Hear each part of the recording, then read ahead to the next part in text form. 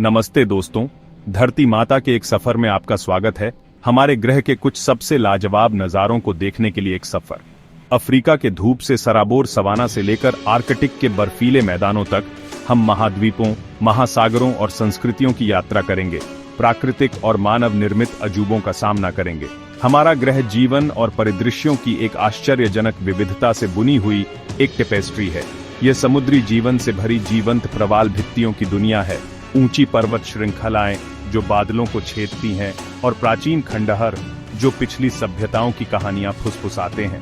अगले कुछ एपिसोड में हम आपके गाइड होंगे। 25 स्थलों की खोज करेंगे जो आपकी यात्रा की इच्छा को प्रज्वलित करेंगे और आपको हमारी दुनिया की सुंदरता और आश्चर्य से विस्मित कर देंगे।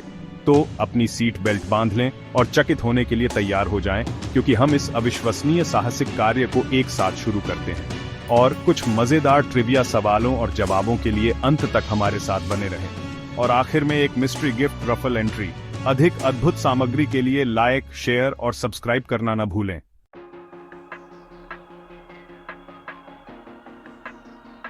हमारा सफर शुरू होता है अमेरिकन साउथवेस्ट से, जहां कोलोराडो प्लेटो पे एक बहुत ही ग्रैंड नजारा दिखता है, ग्रैंड कैनियन। हजारों सालों से कोलोराडो रिवर के जोर से बनाया गया ये बहुत बड़ा गड्ढा 277 माइल्स तक फैला है, जो कुदरत के धीमे और लगातार चलने वाले काम की निशानी है। कैनियन के लाल, नारंगी और पीले रंग के पत्थरों की परतें जो हवा और पानी से बनी हैं, लाखों सालों के जियोलॉजिकल टाइम की कहानी बताती है। हर परत एक अलग युग को दिखाती है, धरती के इतिहास का एक अध्याय जो सबके सामने है। जैसे ही सूरज ढलता है, कैनियन की दीवारों पर लंबी परछाई डालता है। पत्थर एक अजीब सी रोशनी से चमकते हैं, उनके रंगों और बनावट के अलग अलग रूप दिखाते हैं। कैनियन के किनारे से बहुत ही खूबसूरत नज़ारे दिखते हैं जहां तक नजर जाती है। लेकिन कैनियन की विशालता को समझने के लिए आपको उसकी गहराई में उतरना होगा, उन रास्तों पर चलना होगा जो कैनियन के नीचे तक जाते हैं। यहाँ ऊंची ऊंची चट्टानों और कोलोराडो रिवर की आवाज के बीच इंसान इस कुदरती अजूबे के आकार और ग्रैंडर के सामने बहुत छोटा लगता है। ग्रैंड कैनियन बहुत ही खूबसूरत और शांत जगह है, जो कुदरत की ताकत और जियोलॉजिकल युगों के सामने इंसानी समय के महत्वहीन होने की याद दिलाती है। ये एक ऐसी जगह है जो आपके जाने के बाद भी आपके साथ रहेगी, आपकी यादों में हमेशा के लिए बस जाएगी।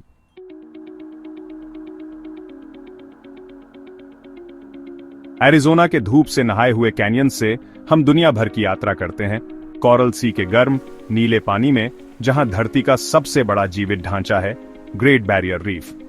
अंतरिक्ष से भी दिखाई देने वाला यह विशाल अंडर वाटर शहर ऑस्ट्रेलिया के क्वींसलैंड के तट पर 1400 मील से ज्यादा तक फैला है। कोरल रीफ्स, आइलैंड्स और केस की एक जीवंत टेपेस्ट्री। सतह के नीचे रंग और जीवन का एक कलाइडोस्कोप खुलता है। नाजुक ब्रांचिंग कॉरल्स से लेकर विशाल ब्रेन कॉरल्स तक हजारों कॉरल प्रजातियां एक जटिल 3 डायमेंशनल हैबिटेट बनाती हैं। एक हलचल भरा शहर जो मरीन लाइफ से भरा है। चमकीले रंगों वाली मछलियों के झुंड कॉरल के बीच तैरते हैं, जबकि ग्रेसफुल मैंटा रेस पानी में आसानी से तैरती है। जायंट क्लैम्स, जिनके मैंटल्स जटिल पैटर्न से सजे होते हैं, पानी को फिल्टर करते हैं, जबकि सी टर्टल्स, गहरे समुद्र के प्राचीन नाविक, सी ग्रास मेडोज पर शांति से चरते हैं। शार्क्स, स्लीक रीफ शार्क्स से लेकर बड़े ज्यादा इंपोजिंग हैमरहेड्स तक अपने इलाके में गश्त लगाते हैं, इकोसिस्टम को संतुलन में रखते हुए। लेकिन इस नाजुक अंडर वाटर पैराडाइज का भविष्य अनिश्चित है। क्लाइमेट चेंज, प्रदूषण और जरूरत से ज्यादा मछली पकड़ना, ये सब रीफ पर अपना असर डाल रहे हैं, कॉरल्स को ब्लीच कर रहे हैं और इस यूनिक इकोसिस्टम के नाजुक संतुलन को खतरे में डाल रहे हैं। ग्रेट बैरियर रीफ हमारे ग्रह की फ्रेजिलिटी की एक कठोर याद दिलाता है और आने वाली पीढ़ियों के लिए इसके अजूबों की रक्षा करने की तत्काल आवश्यकता है।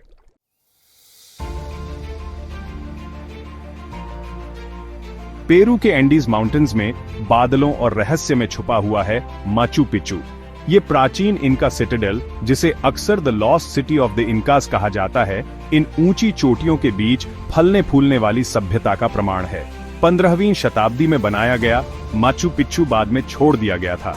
केवल 1911 में फिर से खोजा गया। इसकी intricate stone work, terraced fields और टेम्पल्स इंजीनियरिंग और कला का एक अद्भुत नमूना है। इनकस, अपने एनवायरनमेंट के मास्टर, ने एक ऐसा शहर बनाया जो नेचुरल लैंडस्केप के साथ सीमलेसली ब्लेंड हो गया। जैसे ही हम रूइंस एक्सप्लोर करते हैं, हम लगभग अतीत की इकोज, पुजारियों की विस्पर्स और बच्चों की हंसी सुन सकते हैं। माचू पिचू सिर्फ पत्थरों और मॉर्टर से ज्यादा है। यह एक लॉस्ट वर्ल्ड की विंडो है। मानव स्पिरिट की इंजेन्युइटी और रेजिलियंस की याद दिलाता है। एक्सप्लोरेशन और डिस्कवरी की स्पिरिट हर उस विजिटर में रहती है जो इस ब्रेथ टेकिंग साइट की पिलग्रिमेज करता है।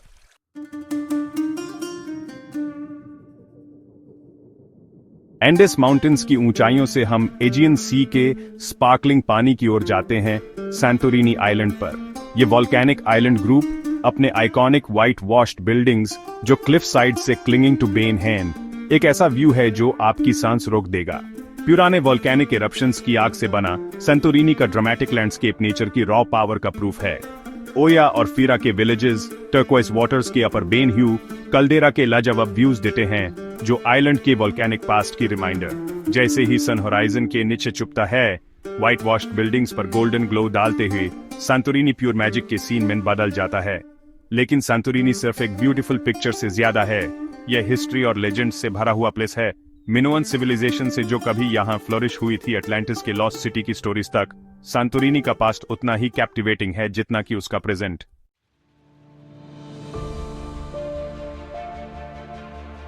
हमारा सफर अब हमें कनेडियन रॉकीज के बीचों बीच बैंफ नेशनल पार्क ले जाता है। यहाँ ऊंची ऊंची पीक्स, टर्कोइस लेक्स और पुराने ग्लेशियर्स के बीच एक बेमिसाल खूबसूरती का जंगल बसता है।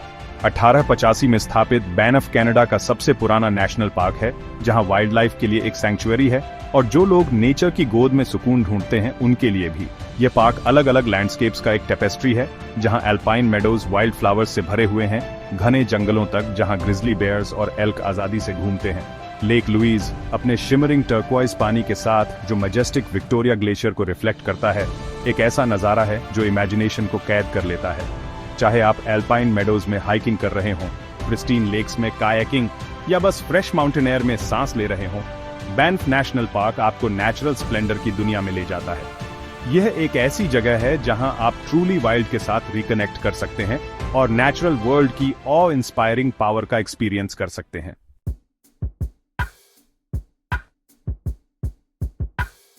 दुनिया में बहुत कम जगहें हैं जिन्हें सच में जन्नत कहा जा सकता है, लेकिन फ्रेंच पॉलिनेशिया के बीचों बीच बसा बोरा बोरा आइलैंड जन्नत के काफी करीब है। यहाँ साउथ पैसिफिक के गर्म पानी में टर्कोइस लगून्स जीवन से भरपूर हैं और वॉल्केनिक पीक्स एमरल्ड ग्रीन में लिपटे आसमान को छूते हैं।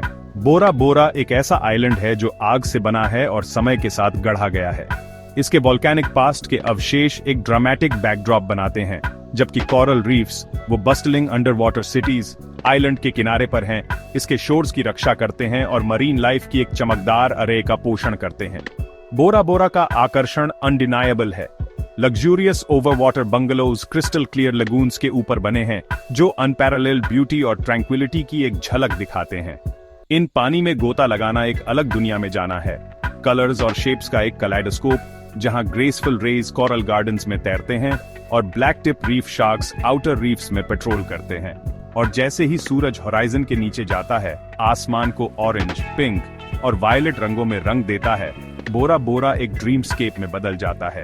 यह एक ऐसी जगह है जहां आप आइलैंड लाइफ की रिदम में खो सकते हैं, एक ऐसी जगह जहां आप नेचुरल वर्ल्ड की रॉ ब्यूटी देख सकते हैं और एक ऐसी जगह जहां आप सिंपली बी कर सकते हैं।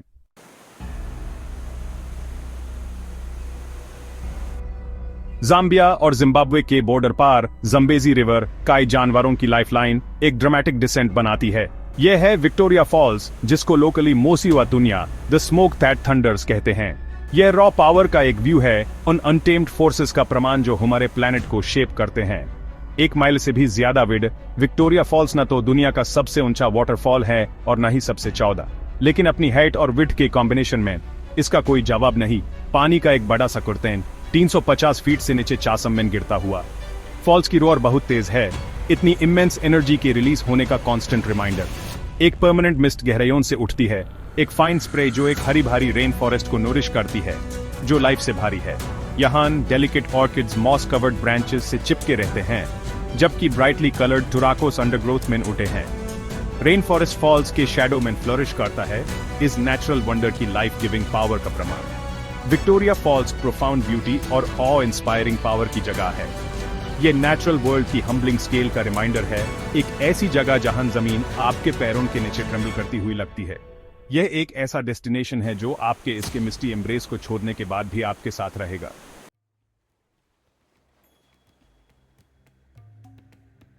हिंद महासागर में पन्ने जैसे बिखरे हुए मालदीव ऐसे द्वीप हैं जो और कहीं नहीं मिलेंगे।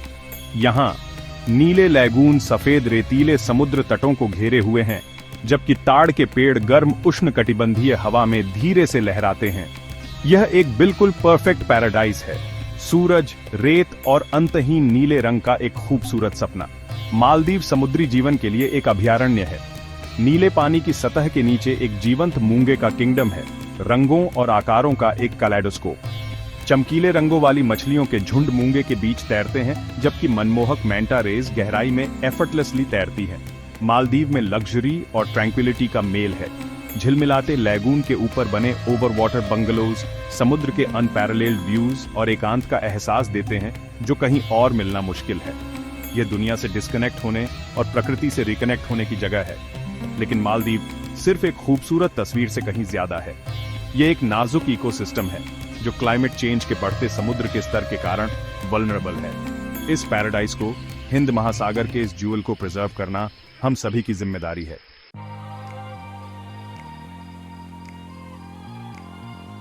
अमेज़न, साउथ अमेरिका के बीचों बीच जिंदगी का हरा भरा नजारा। यहाँ अमेज़न रिवर एक बहुत बड़ी धारा जैसी जीवन से भरी एक दुनिया से होकर गुजरती है जो धरती पर और कहीं नहीं है। ये एक अनोखी जगह है।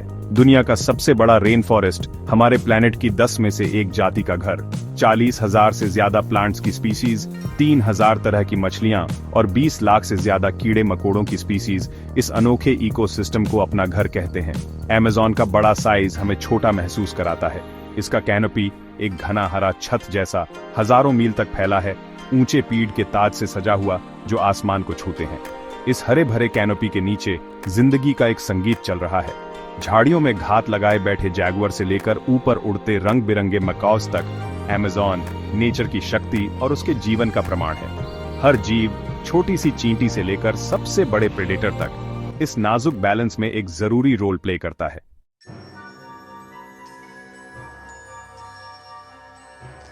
पहाड़ों, रेगिस्तानों और घास के मैदानों में हजारों मील तक फैला the great wall of China इंसानी महत्वाकांक्षा और चतुराई का प्रमाण है। चीन की स्थायी ताकत का एक आइकॉनिक सिंबल, इस मॉन्यूमेंटल स्ट्रक्चर ने सदियों से देश की रक्षा की है। इस विशाल रक्षा का निर्माण 2000 साल पहले शुरू हुआ था, जिसमें विभिन्न राजवंशों ने इसके विस्तार और फोर्टिफिकेशन में योगदान दिया। लाखों मजदूरों ने अथक परिश्रम किया। उनके प्रयासों का परिणाम एक ऐसा ढांचा है जो इतना विशाल है कि इसे अंतरिक्ष से भी देखा जा सकता है। दीवार का इमेंस स्केल ऑ इंस्पायरिंग है। नियमित अंतराल पर रणनीतिक रूप से रखे गए पत्थर के वॉच टावर्स दीवार के घुमावदार रास्ते को चिह्नित करते हैं, आसपास के लैंडस्केप के ब्रेथ टेकिंग व्यूज प्रदान करते हैं। इसके प्राचीन रास्तों पर चलते हुए इन पत्थरों में समाहित इतिहास के वेट से कोई भी प्रभावित हुए बिना नहीं रह सकता। द ग्रेट वॉल सिर्फ एक स्ट्रक्चर नहीं है, बल्कि अतीत का एक जीवंत स्मारक है, पीढ़ियों के रहस्यों की रक्षा करने वाला एक साइलेंट सेंटिनल।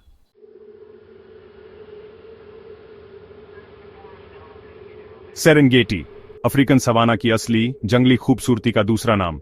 ये विशाल इकोसिस्टम जो टैंजानिया और केन्या तक फैला है, दुनिया के सबसे शानदार नेचुरल इवेंट्स में से एक, द ग्रेट माइग्रेशन का घर है।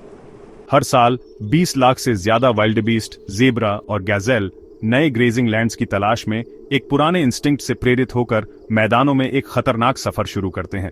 उनके हूव्स सवाना में गूंजते हैं, साउंड और मोशन की एक मेस्मराइजिंग सिम्फनी। जीवन और मृत्यु का यह निरंतर चक्र प्रेडेटर्स की एक रिमार्केबल डाइवर्सिटी को बनाए रखता है। लायंस अपने पावरफुल फ्रेम्स और जोरदार दहाड़ के साथ घात लगाए बैठे रहते हैं। माइग्रेटिंग हर्ड्स में थोड़ी सी भी हलचल पर उनकी नजर रहती है। चीटास, स्पीड के मास्टर, अपने शिकार को पकड़ने के लिए अपनी बिजली तेज रिफ्लेक्सेस पर भरोसा करते हैं। और एंडेंजर्ड अफ्रीकन वाइल्ड डॉग, एक बहुत ही सोशल और इंटेलिजेंट हंटर, अपने शिकार को नीचे लाने के लिए रिमार्केबल टीम वर्क का यूज करता है। सेरेंगेटी सर्वाइवल के लिए एक कांस्टेंट बैटल है, नेचुरल वर्ल्ड की पावर और मैजेस्टी का प्रमाण।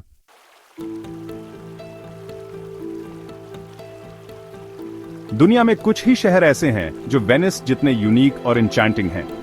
एक शैलो लगून में छोटे छोटे आइलैंड्स पर बना वेनिस इंसानी इंजेन्युइटी और आर्टिस्ट्री का प्रमाण है। इसका कैनाल्स का लैबिरिंथाइन नेटवर्क इसकी स्ट्रीट्स का काम करता है, जिनमें गोंडोलास चलती हैं, जो सिटी का आइकॉनिक मोड ऑफ ट्रांसपोर्ट है। सदियों से ये वाटरवेज वेनिस के अलग अलग डिस्ट्रिक्ट्स को कनेक्ट करते आए हैं। हर डिस्ट्रिक्ट का अपना अलग कैरेक्टर और चार्म है। इमारतों से टकराती पानी की हल्की आवाज इस एक्स्ट्रॉर्डिनरी सिटी में लाइफ का कांस्टेंट साउंड ट्रैक देती है। बिल्डिंग्स खुद देखने लायक हैं, कई तो सिटी के पावरफुल मैरीटाइम रिपब्लिक के समय के हैं। उनके वेदर्ड फसाड्स वार्म ह्यूज में पेंट किए हुए समय के पैसेज और वेनिशियन स्काई की चेंजिंग लाइट को रिफ्लेक्ट करते हैं। डॉजेस पैलेस की ग्रैंडियर से लेकर सबसे सिंपल होम्स तक वेनिस एक लिविंग म्यूजियम है, एक रिच और स्टोरीड पास्ट का प्रमाण।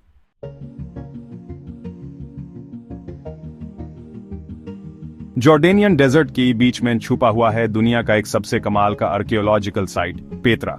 सदियों पहले नबातायंस द्वारा शहर रॉक फेस में कार्वे किया गया था। पेत्रा कभी एक बड़ा ट्रेडिंग सेंटर था, ईस्ट और वेस्ट को जोड़ने वाला एक इंपॉर्टेंट क्रॉसरोड्स। इसका सबसे famous landmark the treasury ancient architecture का एक मास्टरपीस है। इसका intricate facade rose coloured sandstone से बना हुआ डेजर्ट लाइट में चमक रहा है, इसके क्रिएटर्स के स्किल और आर्टिस्ट्री का एक प्रूफ। लेकिन ट्रेजरी तो बस पेत्रा के वंडर्स की शुरुआत है। जैसे जैसे हम इस खोए हुए शहर में आगे बढ़ते हैं, हमें कई टोम्स, टेम्पल्स और भी स्ट्रक्चर्स मिलते हैं। हर एक नबातायन लोगों की इंजेन्युइटी और आर्टिस्ट्री का प्रूफ देता है। सिख एक नैरो गोर्ज जो पेत्रा का मेन एंट्रेंस है, अपने आप में एक अनुभव है। इसकी लंबी डिवरेन 1000 साल से हवा और पानी से करवे की गई हैं, हमारे आसपास बैंड हो जाती हैं, आगे की वंडर्स की एंटिसिपेशन को और भी बढ़ा देती हैं। पेत्रा एक ऐसी जगह है जो इमेजिनेशन को पका लेती है, ह्यूमन क्रिएटिविटी की एंड्यूरिंग पावर और एंशिएंट वर्ल्ड की रहस्यों का एक प्रूफ।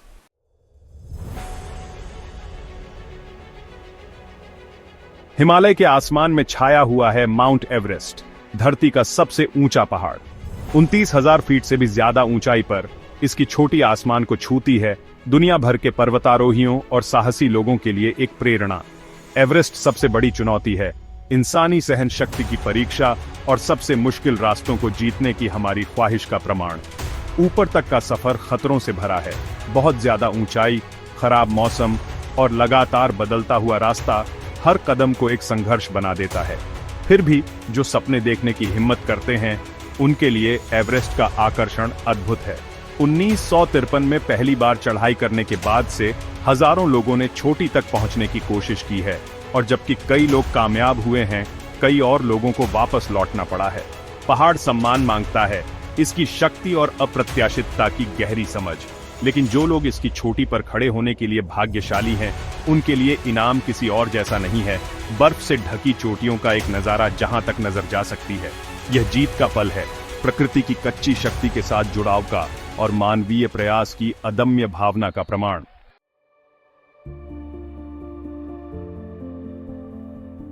कुदरत का ऐसा कमाल ऑरोरा बोरियालिस या नॉर्दर्न लाइट्स जैसा कम ही देखने को मिलता है। आर्कटिक सर्कल के ऊपर नॉर्वे के आसमान में रंगों का मेला सा लगता है, रात के कैनवस पर हरा, बैंगनी और लाल रंग बिखेरते हुए। यह अनोखा नजारा सूरज से आने वाले चार्ज्ड पार्टिकल्स का हमारे एटमॉस्फेयर के गैसेस से टकराने का कमाल है। जैसे ही ये सोलर वाइंड्स ऑक्सीजन और नाइट्रोजन से मिलते हैं, वो लाइट की तरह एनर्जी छोड़ते हैं और ये कमाल का नजारा बनाते हैं जो सदियों से लोगों को हैरान करता आया है। इस सेलेस्टियल बैले को देखने का सबसे अच्छा समय सर्दियों का होता है, जब रातें लंबी और अंधेरी होती हैं। गर्म कपड़े पहनो, शहर की रोशनी से दूर एकांत जगह ढूंढो और कुदरत के सबसे शानदार लाइट शो का मजा लो।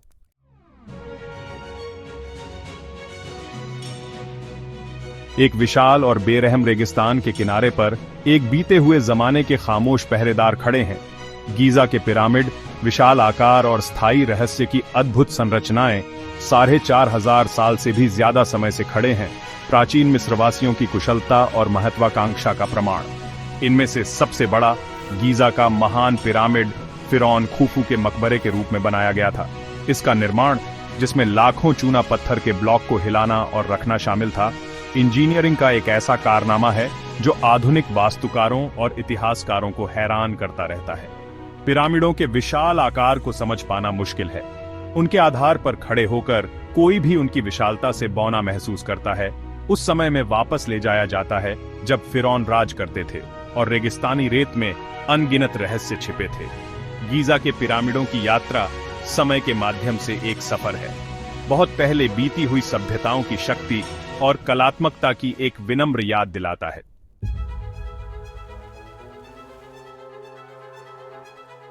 दूर प्रशांत महासागर में इक्वाडोर के तट से लगभग 600 मील दूर ज्वालामुखी द्वीपों का एक समूह है, एक जगह जो धरती पर कहीं और नहीं है। गैलापागोस द्वीप समूह एक यूनेस्को विश्व धरोहर स्थल, अनोखे वन्य जीवों का अभयारण्य और विकास का एक जीवित प्रयोगशाला है।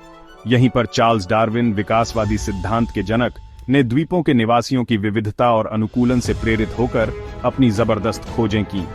विशाल कछुए, समुद्री इगुआना, नीले पैरों वाले बूबी और डार्विन के फिंच कुछ ऐसे अद्भुत जीव हैं जो इन द्वीपों को अपना घर कहते हैं। सहस्राब्दियों से अलग थलग गैलापागोस के वन्य जीव अलग थलग में विकसित हुए हैं, अद्वितीय विशेषताओं और व्यवहारों को विकसित करते हुए जो ग्रह पर कहीं और नहीं पाए जाते हैं। आज ये द्वीप प्राकृतिक चयन की शक्ति के प्रमाण हैं और हमारे ग्रह की जैव विविधता की रक्षा के लिए संरक्षण प्रयासों के महत्व की याद दिलाते हैं।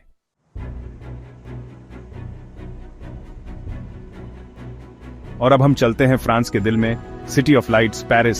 यहाँ भरे हुए रास्तों और प्यारे कैफेज के बीच खड़ा है इंसानी हुनर का एक निशान, एफिल टॉवर।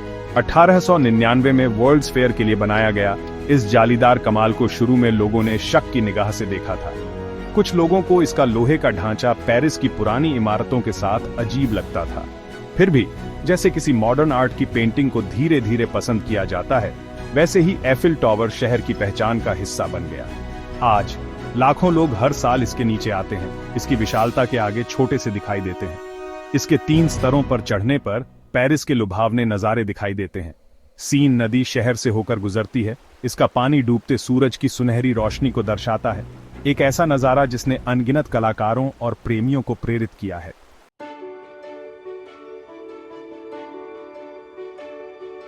हमारा अगला मुकाम हमें अमेरिकन वेस्ट के बीचों बीच ले जाता है, एक ऐसी जगह जहां जमीन खुद सांस लेती हुई लगती है, येलोस्टोन नेशनल पार्क। यह विशाल जंगल जियोथर्मल एक्टिविटी का एक कड़ाहा है, हमारे पैरों के नीचे छिपी हुई कच्ची शक्ति का प्रमाण।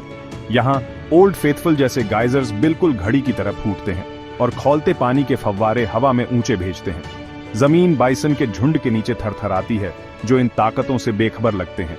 चमकीले अलौकिक रंगों के कुंड भाप से झिलमिलाते हैं, सतह के नीचे उबलते केमिकल कॉकटेल की याद दिलाते हैं। लेकिन येलोस्टोन सिर्फ एक जियोलॉजिकल स्पेक्टिकल नहीं है, यह वाइल्ड लाइफ का एक स्वर्ग है, एक जगह जहां ग्रिजली बेयर्स ऊंचे लॉजपोल पाइन्स के बीच घूमते हैं और वोल्व्स विशाल खुले मैदानों में अपने शिकार का पीछा करते हैं।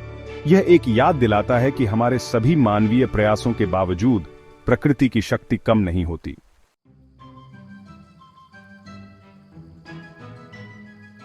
अब हम चलते हैं भारत में यमुना नदी के किनारे एक ऐसी इमारत की ओर जो प्रेम की ताकत का प्रतीक है, ताजमहल। यह हाथी दांत सफेद मकबरा अपनी बारीक नक्काशी और सुंदर बनावट के साथ दुनिया की सबसे खूबसूरत इमारतों में से एक मानी जाती है। 17वीं शताब्दी में मुगल बादशाह शाहजहां ने अपनी प्यारी पत्नी मुमताज महल की याद में इसे बनवाया था। ताजमहल मुगल वास्तुकला का एक बेहतरीन नमूना है। इसके निर्माण में हजारों कारीगर शामिल थे जो पूरे भारत और मध्य एशिया से लाए गए थे।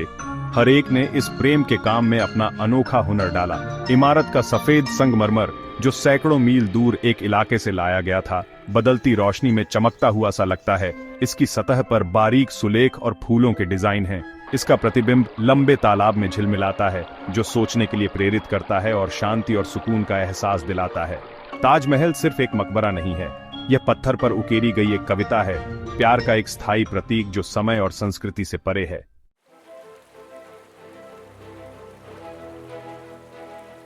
हरे भरे घाटियों से जो पुराने ग्लेशियरों ने बनाई हैं, बड़े बड़े स्विस एल्प्स उठते हैं, पत्थर, बर्फ और स्नो का एक जबरदस्त नजारा।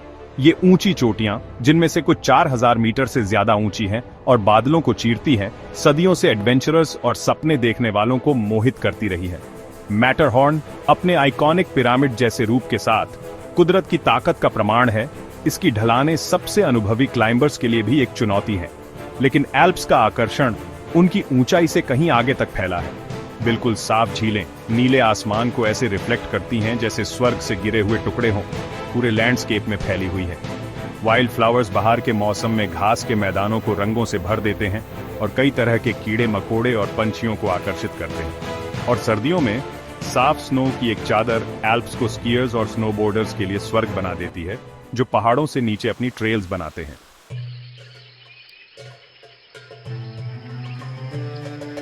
कंबोडिया के जंगलों के बीच में एक खोई हुई सभ्यता की शक्ति और कलाकारी का प्रमाण छुपा है। अंगकोर वॉट, जो एक बहुत बड़ा मंदिर परिसर है, घने पेड़ पौधों से ऐसे निकलता है जैसे भगवान का कोई खोया हुआ शहर हो। 12वीं शताब्दी में खमेर साम्राज्य द्वारा बनाया गया अंगकोर वॉट इंजीनियरिंग और भक्ति की एक उत्कृष्ट कृति है। इसकी जटिल नक्काशी और ऊंचे शिखर उनकी वास्तुकला की कुशलता का प्रमाण है।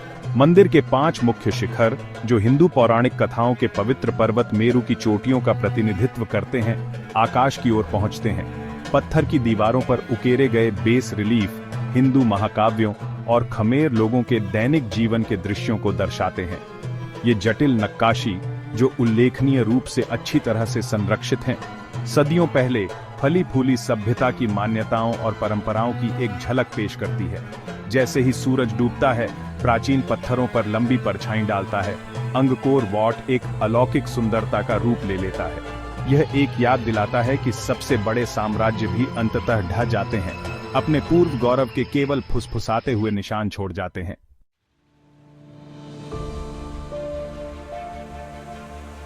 पूरे नॉर्थ अफ्रीका में फैला हुआ रेत का एक विशाल समंदर सहारा रेगिस्तान। ये एक ऐसी जगह है जहां दिन में चिलचिलाती धूप और रात में कड़ाके की ठंड पड़ती है और जहां जिंदगी बड़ी मुश्किल से चलती है।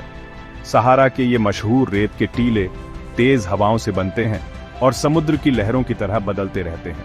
ये ऊंचे ऊंचे टीले, जिनमें से कुछ 180 मीटर से भी ज्यादा ऊंचे हैं, एक ऐसा नजारा बनाते हैं जो दूर क्षितिज तक फैला हुआ दिखता है। लेकिन इस मुश्किल जगह पर भी जिंदगी अपना रास्ता ढूंढ ही लेती है। सूखे को सहने वाले पौधे जैसे कि बबूल यहाँ जिंदा रहते हैं और पानी की तलाश में रेत में अपनी जड़ें गहरी फैलाते हैं। घुमंतू कबीले जैसे कि तुआरेग लोग सदियों से सहारा में घूमते रहे हैं और उनकी जिंदगी रेगिस्तान से जुड़ी है। वो कई पीढ़ियों से चली आ रही जानकारी से इस मुश्किल जगह पर चलते फिरते हैं, जो कि कुदरत की ताकत के सामने इंसानों के हौसले को दिखाता है।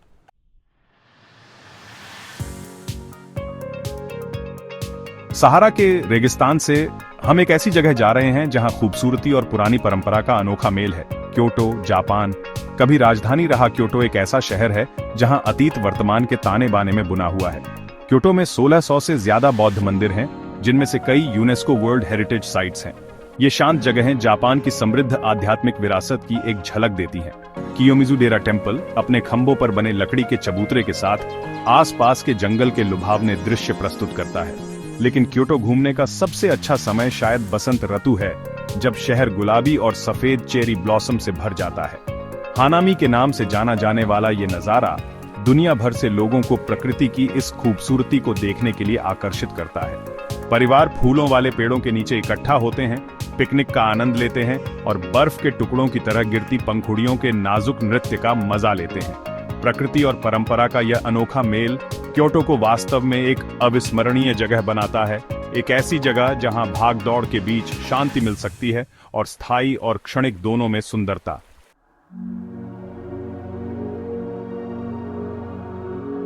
हमारा सफर अब हमें ले जाता है Iceland, land of fire and ice, जहां ज्वालामुखी और ग्लेशियर राज करते हैं। यहाँ इन दो विपरीत चीजों के बीच है ब्लू लगून, एक ऐसा जियोथर्मल स्पा जैसा कोई दूसरा नहीं। दूधिया नीले पानी वाला लगून सिलिका और मिनरल्स से भरपूर नहाने का एक अद्भुत एक्सपीरियंस देता है। पानी से भाप उठती है और एक जादुई माहौल बनाती है जब लोग आराम करते हैं और नेचुरली हीटेड पानी में रिजुविनेट करते हैं। इसका टेम्परेचर लगभग एक कंफर्टेबल 100 डिग्रीज फ़ारेनहाइट रहता है, इसलिए आप पूरे साल इसका आनंद ले सकते हैं, चाहे आसपास स्नो से ढके लावा फील्ड्स ही क्यों ना हो। लगून का यूनिक पानी असल में पास के जियोथर्मल पावर प्लांट का बाई प्रोडक्ट है। जैसे ही सुपर हीटेड पानी जमीन के अंदर से इलेक्ट्रिसिटी बनाने के लिए निकाला जाता है, इसे लगून को गर्म करने के लिए भी यूज किया जाता है और रिलैक्सेशन और थेराप्यूटिक बेनिफिट्स चाहने वालों के लिए एक हेवन प्रोवाइड करता है। ब्लू लगून इस बात का सबूत है कि आइसलैंड नेचर की पावर को यूज करने में कितना रिमार्केबल है और एक्सट्रीम्स से भरी इस जगह में वार्मथ और ब्यूटी का ओएसिस क्रिएट करता है।